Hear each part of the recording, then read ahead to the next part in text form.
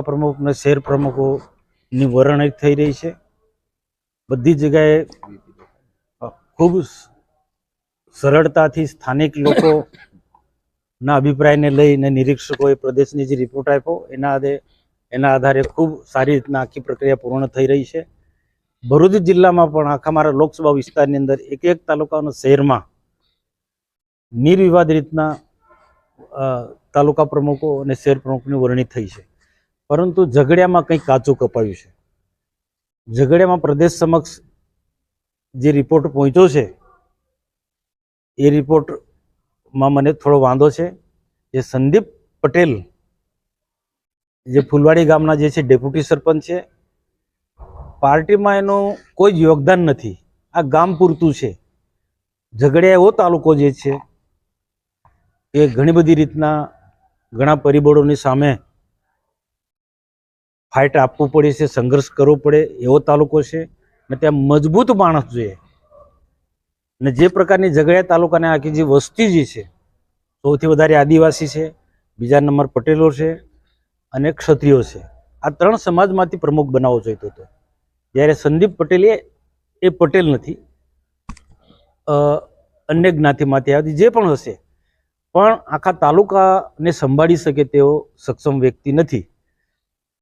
અને કેટલાક ધંધાકીય જે રેતી ઉદ્યોગ છે, ખાણ ખનીજ જેવા લોકો સાથે એ સંકળાયેલો છે અને આને તો એક મોહરું બનાવ્યું છે, પણ આ લોકોએ એને પ્રોજેક્ટ કર્યો છે અને તાલુકાના કેટલાક લોકોએ આગેવાનોએ એનો હાથો બનીને એ નામ ઉપર મૂક્યું છે। લોકસભાની ચૂંટણીમાં પણ આ સંદીપ પટેલનું ગામ જોજો, ત્યાં ભાજપને માર પડે છે। મારા 2 થી 3 કાર્યક્રમો વિસ્તારમાં થયા છે, સરકારી કાર્યક્રમો, ત્યાં પણ એમની ઉપસ્થિતિ નહોતી। એમના ગામમાં મારો કાર્યક્રમ હતો સંસદ સભ્ય તરીકે મારો પ્રવાસનો, તો મારા કાર્યક્રમ નિષ્ફળ બનાવવા માટે બધી જ પ્રકારના આ સંદીપ પટેલે પ્રયત્નો કર્યા। તો એની માનસિકતા જ ભાજપ સાથે નથી, વિચારધારા ભાજપની છે જ નથી। તો આવનારા દિવસો ઝઘડિયા જેવા તાલુકાની અંદર બધા જ લોકોને સાથે લઈને ચાલે, બધા જ વર્ગના લોકોને સાથે લઈને ચાલે અને ભારતીય જનતા પાર્ટીની વિચારધારા, રાષ્ટ્રવાદની વિચારધારા વાળો માણસ જ ત્યાં પ્રમુખ તરીકે ચાલે। આવા ધંધાકીય રીતના સંકળાયેલો વ્યક્તિ ત્યાં પ્રમુખ નહીં ચાલે। એટલે એની સામે મેં નારાજગી વ્યક્ત કરી છે।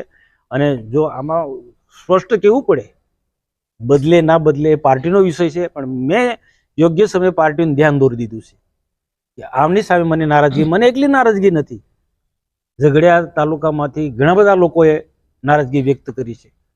નિરીક્ષકોની સમક્ષ રજપૂત સમાજમાંથી, પટેલ સમાજમાંથી નામો આવ્યા હતા, આદિવાસી સમાજમાંથી નામો આવ્યા હતા, એમાંથી નામ બનાવ અને જૂના માણસો, પાર્ટીના જૂના માણસો જે તે સમયે બીટીપીની સામે અને કોંગ્રેસની સામે સંઘર્ષ કરનારા લોકોના નામો અમે આપ્યા છે, તે નામ નથી આવ્યું। અને આ એક ભલતું જ નામ આવ્યું, એની સાથે મેં નારાજગી, એની સામે ગુના નોંધાયા છે, એટ્રોસિટી એક્ટનો ગુનો નોંધાયો છે, બીજા પણ 2 થી 3 ગુના નોંધાયેલા છે। અને ત્યાં હું જ્ઞાતિ જાતિમાં પડતો નથી, પણ આદિવાસીની વિરોધની માનસિકતા વાળો માણસ છે। આ પ્રદેશના લોકોનો આમાં કોઈ વાંક નથી, પ્રદેશની આમાં કોઈ ભૂલ નથી, પણ તાલુકાના જે કેટલાક લોકો, જિલ્લાના કેટલાક લોકો એ આનું નામ ધંધાકીય રીતે સાથે જોડાયેલા લોકોએ આનું નામ ઉપર સુધી પહોંચાડ્યું છે।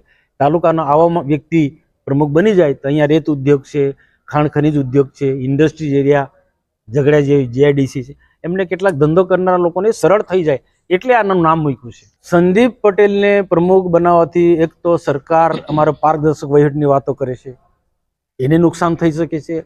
મૂલ્ય આધારિત પાર્ટી છે, મૂલ્યનું ત્યાં ધોવાણ થઈ જાય અને સંગઠન પડી ભાંગે। સંદીપને બનાવવાથી ઝઘડિયા તાલુકાનું આખું સંગઠન પડી ભાંગે। જે બીટીપીમાંથી આવેલા લોકો જે છે, એ જે પણ કોઈ હોય, જે હમણાં જે વર્તમાનમાં જે આગેવાનો હોય, એમાં ધારાસભ્ય હોય કે પ્રકાશ દેસાઈ હોય, જે બીટીપીમાંથી આવેલા, જેમના સંસ્કાર હજુ બીટીપીના છે, જે બીટીપીમાં જે પ્રકારનો જે ધંધો કરતા હતા એ પ્રકારનો વર્તમાનમાં પ્રકાશ દેસાઈ અને વર્તમાનનો ધારાસભ્ય જે કરી રહ્યા છે એનો તમે હું હિસાબ આપી શકું પાર્ટીના લોકોને પૂછે તો। પાર્ટીની લાઈનમાં છે જ નથી, તો આ લોકો આને પ્રોજેક્ટ કરી રહ્યા છે। તો સાહેબ, તમારો સીધો આરોપ ઝઘડિયાના ધારાસભ્ય રીતેશ વસાવા અને જે પ્રકાશ દેસાઈ, આ બિલકુલ સ્થાનિક સ્વરાજ્યની ચૂંટણી પર અસર પડશે? કોઈ નહીં પડવા દઈએ. આનાથી ભારતીય જનતા પાર્ટીને કોઈ નુકસાન નહીં થવા દઉં હું, અને સ્થાનિક સ્વરાજ્યની ચૂંટણી પણ નુકસાન નહીં થવાનું. અને એટલા અને પાર્ટીને ડેમેજ ના થાય, પાર્ટીની વિચારધારા તો તૂટી ન પાડે, અને ભારતીય જનતા પાર્ટીના જૂના કાર્યકર્તાઓના સમર્થનમાં હું આ અવાજ ઉઠાવી રહ્યો છું. આ પાર્ટીનો બીટીપીનો કે નથી, પણ ભાજપ ને કોઈની સાથે નહોતો, પણ આ લોકોએ એને હાથો બનાવી દીધો છે. પ્રકાશ દેસાઈ અને ધારાસભ્ય રીતેશ વસાવાએ કે બીટીપીના આખા ફોરમમાં ચાલે. કેટલાક તાલુકાના જે લોકો, 3 તાલુકાના લોકો જે બીટીપીનું જે પ્રકારનું આખું સામ્રાજ્ય ચાલતું, સરકારની આયોજનનું હોય, ગુજરાત પેટર્નનું પત્ર મેં લખ્યો છે કુંવરજી હળપતિને.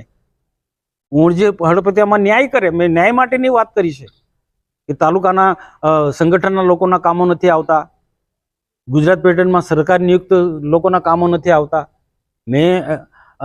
અને આ જો આને કોઈ પ્રકારનો આને રોકે ના, તો આવનારા દિવસોમાં જે બીટીપીમાં એ લોકો જે ધંધો કરતા હતા એ જ પ્રકારનો ધંધો કરે. પાર્ટીના ફોરમમાં આ વાત મેં પહોંચાડી છે, અને ઉપલા લોકો આનાથી હજુ પણ સાવધાન થઈ જાય કે આ પાર્ટીની વિચારધારાના વાળા છે જ નથી. જે બીટીપીમાં હતા અને બીટીપીમાં જે ગોરખ ધંધા કર્યા છે એ ધંધા અહીંયા ચાલુ છે ને હું ચાલવા નથી દેવાનો. હું સરકારની પારદર્શક વહીવટમાં હું માનું છું. પાર્ટીના મૂલ્ય આધારિત એના પર હું ચાલું છું. પાર્ટીને કોઈ નુકસાન નહીં થવા દઉં, અને સરકારની જે યોજનાઓ છે લોકો સુધી પહોંચે એના માટેનો મારો આ લડત છે.